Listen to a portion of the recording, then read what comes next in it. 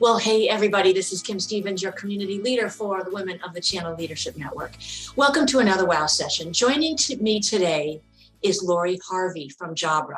Now, Laurie is the head of enterprise marketing for North America and Global Alliance Marketing. She's very busy. Laurie, thank you for joining me. Thank you, Kim. And yes, I am. Yes, you are. Laurie, I always like to start with just a couple of icebreakers. So let's do this. Where did you grow up and where do you live now?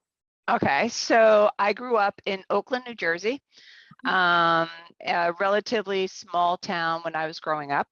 And I've moved really far. I've moved literally 15 minutes door to door from my, childhood home, and I now live in Boonton, New Jersey. So I tell everybody I am, born and raised Jersey girl, proud of it. And unfortunately, sometimes I have a mouth to kind of prove it, but yeah. How did you get to where you are? Probably, we talked about a leap of faith. Yeah, probably all by accident. What's really, I have a science degree. When I was going to college, I never wanted to step foot into corporate America. I was going to be a forest ranger and be in the woods and, take care of nature. I needed a job when I graduated and became a TG5 clerk at AT&T.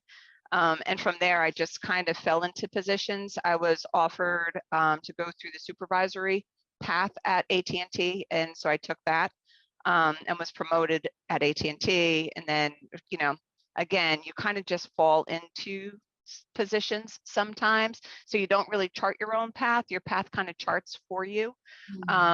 It was definitely not that upwardly mobile chart. It was very, take the Z route everywhere I went.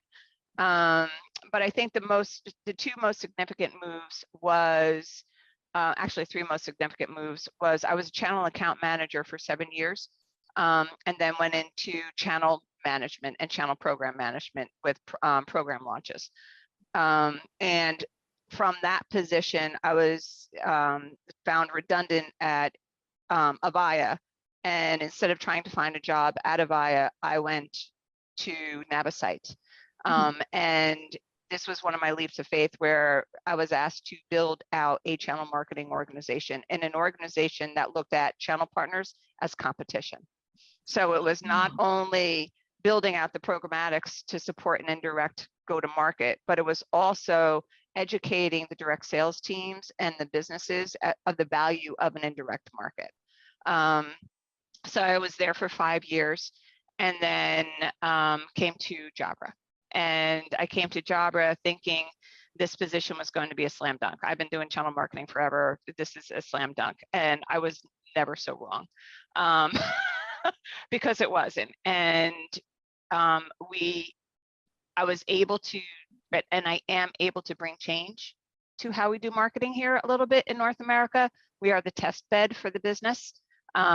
We find that the North America market, things happen here first before they go over the pond. So the business and my leadership is very interested in trying new things here. So it's fun.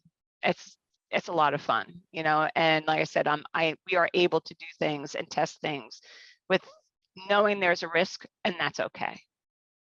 And that's okay. I love and that's that. Okay. Yep. Well, so you went into it saying, I'm not going to go into corporate America. So, okay, that's a miss because you're not only in corporate America, you're a major leader, right? Yeah.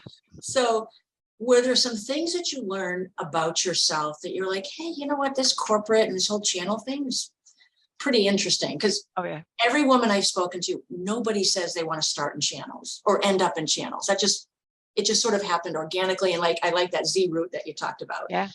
So what did you learn about yourself along the way that you're like, you know what, this is not half bad. I kind of like this and I'm good at it. I love channel for the fact that every day you have to wake up and pass the red face test with a business partner.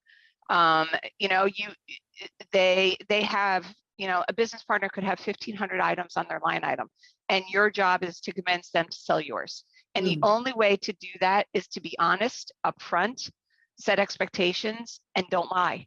And I appreciate that about channel. They can call bullshit quicker than anybody in the world. And I just really have always really appreciated channel and working with channel and working with channel account manager. I understand it. I sat across the desk and sold before, so I understand it.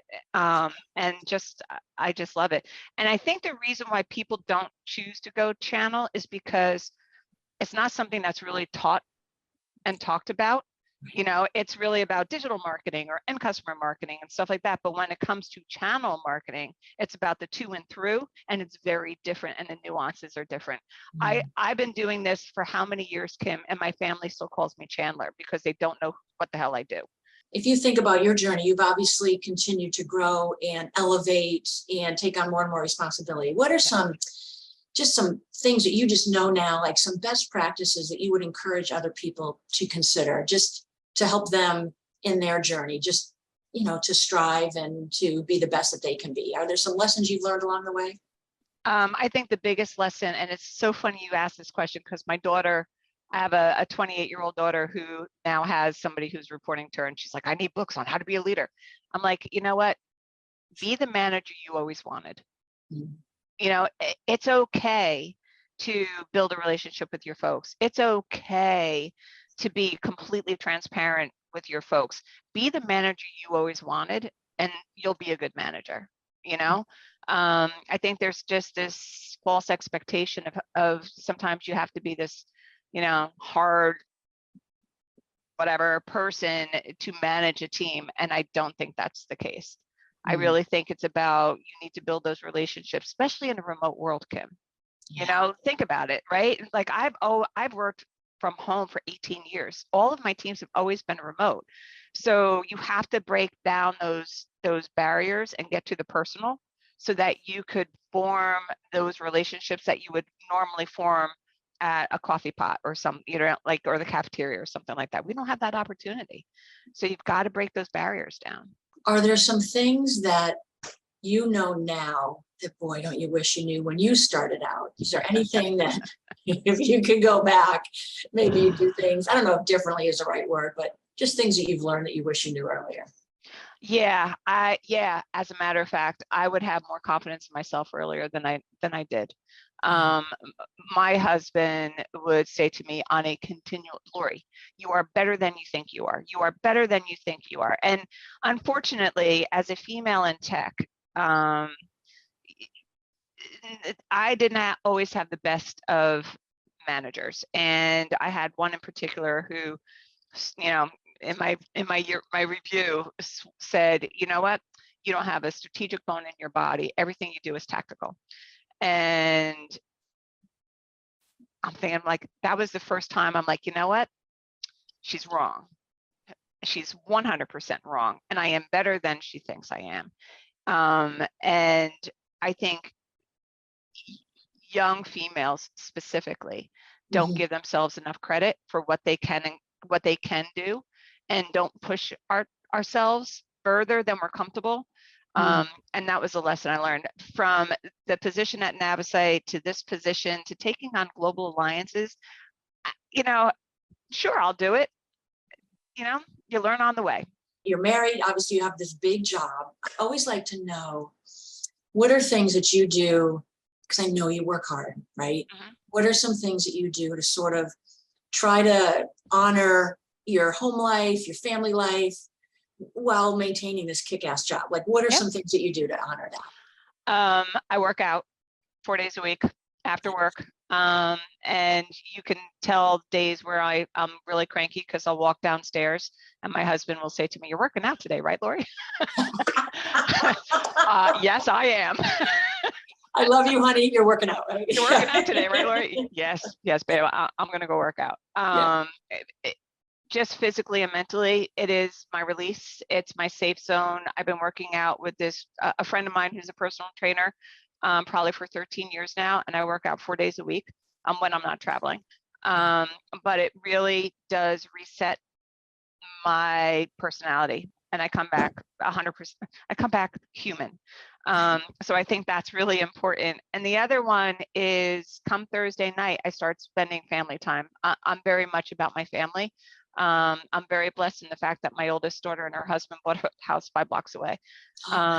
So we spend a lot of time together.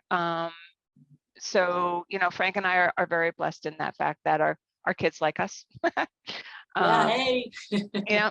And the other thing too, I think that's really important is, and I yell at my team all the time, when I do take significant vacations, I take a significant vacation. I don't check emails. I don't log in the mornings. I don't do any of that, because you need to disconnect and you need to recharge your battery. And quite honestly, my husband deserves my time, so I think that's really important. Well, Laurie, I so appreciate it. This has been chock full of good nuggets for our members. So thank you for that. Oh, thank you for the opportunity, Kim. This is awesome. Oh, well, you guys, listen, when you take a listen to this, obviously you're going to learn from Laurie, but give her a shout out or make a comment about how much you appreciate what she has shared. And we will see you on the next WOW session. You guys take care. Bye. Bye.